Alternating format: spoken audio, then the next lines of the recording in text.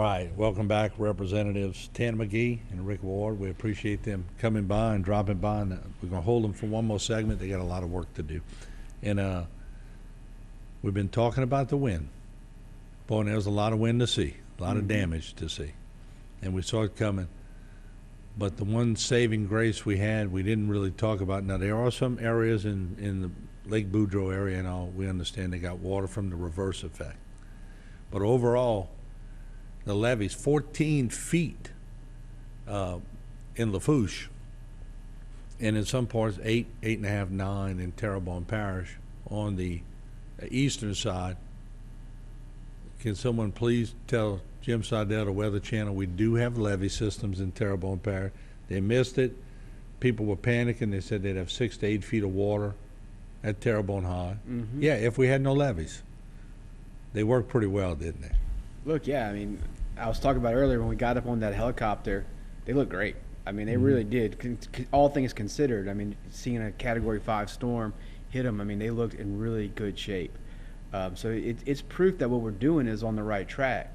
But we definitely, it's also proof that we need to keep doing more. Yeah, we need to get higher. We need to get higher, exactly. Yeah, we're 14 foot. So the highest one I saw since I've been doing coverage since '85 would have been Rita, right around 10 foot.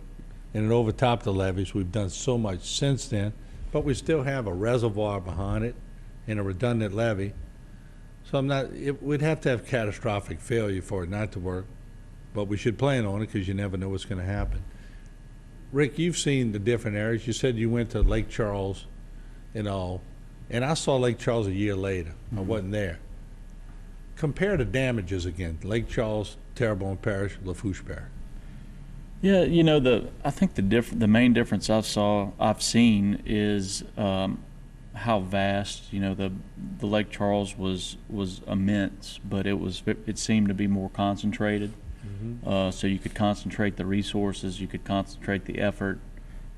This is kind of like the eastern third of the state, and so it kind of leaves all the resources and all the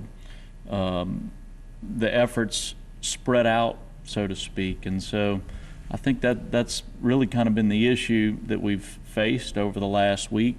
Not that Lake Charles is still not facing major issues. I don't want to say that's not the case, because they still have a lot of things they're dealing with. But in terms of the devastation, I think it's been, from my purview, it's been very, very similar. I mean, just some of the trees I've seen, and it just doesn't seem real. It almost looks like somebody shot them with a missile and they just blew up. I don't know any other way to describe it, really. I asked a bunch of tree people, how old do you think these trees are that you're seeing down everywhere? They said 50 plus.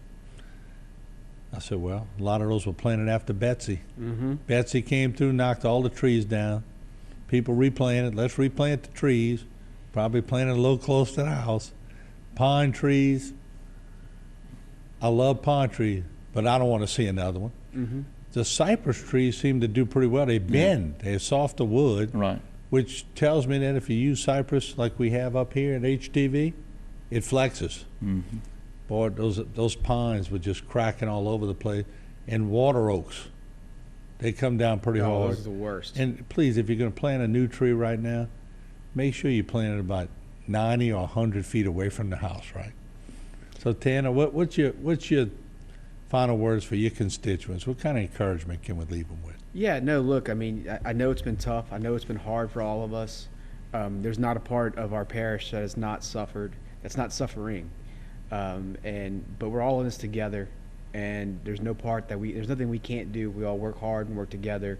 And I know it's going to take some patience that we don't necessarily have at times, and some frustrations, but everybody I've spoken to, not just in Terrebonne Parish, across the state. That's why I brought Rick with me today, so the people could see that people care outside of Terrebonne Parish. It may not feel like it, but they do. And Rick's been here for a week working his tail off, not looking for press, not looking for any of that kind of thing, just because he wants to help in any kind of way he can.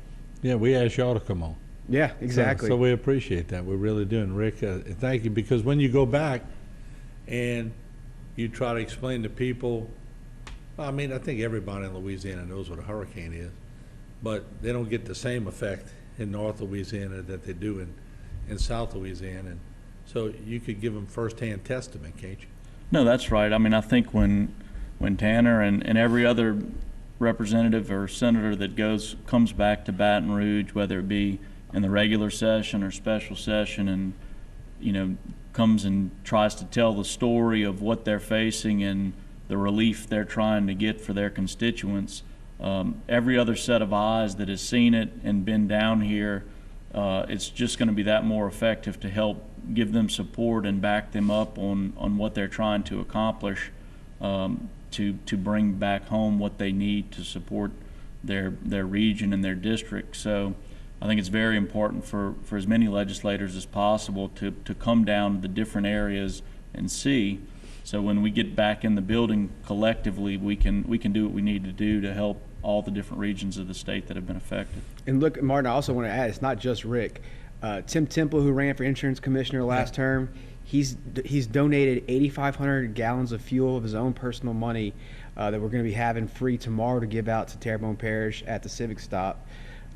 Stuart Bishop, a representative from Lafayette, has gotten so much food to Terrebonne Parish. His wife's a Houma native, so he knows what we're going through. So he's been trying to get as much stuff as he could down here. Philip de Villiers also went in on, and Senator Bob Hinskins split together 800 gallons of fuel to send to Terrebonne Parish. So people across the state, and I know I'm leaving some friends out. Representative Desatel from Marksville is flying in on Wednesday with 500 jambalaya dinners. I mean, it's across the board.